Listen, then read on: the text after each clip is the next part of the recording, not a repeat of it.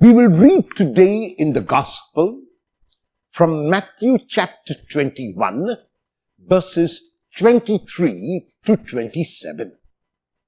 These verses appear immediately after Jesus has cleansed the temple.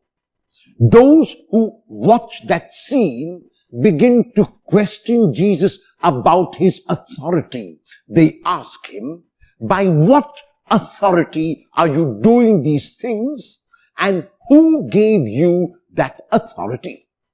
In his response, Jesus asks them a counter question.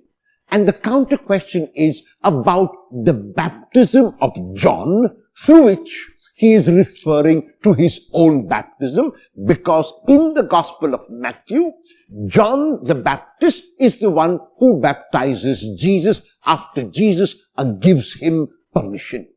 And so, the opponents of Jesus hear the question of his baptism, and they are discussing among themselves when they are asked, where did the baptism of John come from? Did it come from heaven? Or did it come from earth? Did it come from God?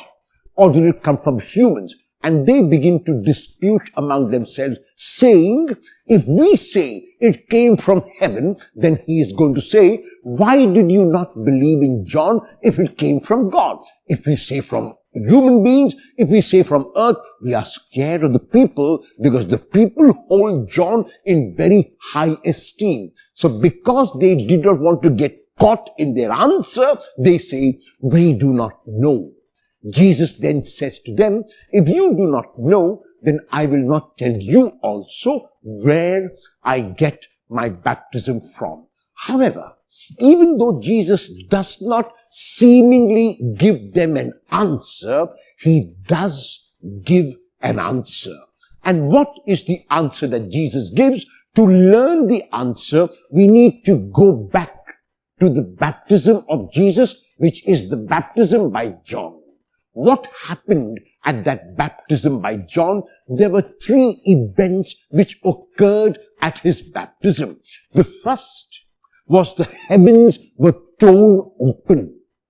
Isaiah chapter 64 verse 1 asks that God come down by tearing open the heavens to redeem his people. So when Matthew tells us the heavens were torn open, what he is saying is that God has heard Isaiah's plea and has come down in the form of Jesus. The second event is the Holy Spirit comes down on Jesus like a dove. The coming down of the Holy Spirit is God's approval of the event of the baptism. And the third, the voice from heaven speaks, and the voice says to the people, this is my beloved Son, in whom I am well pleased. The voice points to Jesus, the voice of God, as Jesus, as the messenger, as the Son of God, as the one who will proclaim God's message. In other words, Jesus is saying that he received his authority when he received his baptism. Because at his baptism, the voice from heaven, the voice from God, appointed him as his representative on earth through these words, this is my beloved Son, in him I am well pleased. Each one of us who professes to be either a disciple of Jesus or the follower of the truth also hears this voice.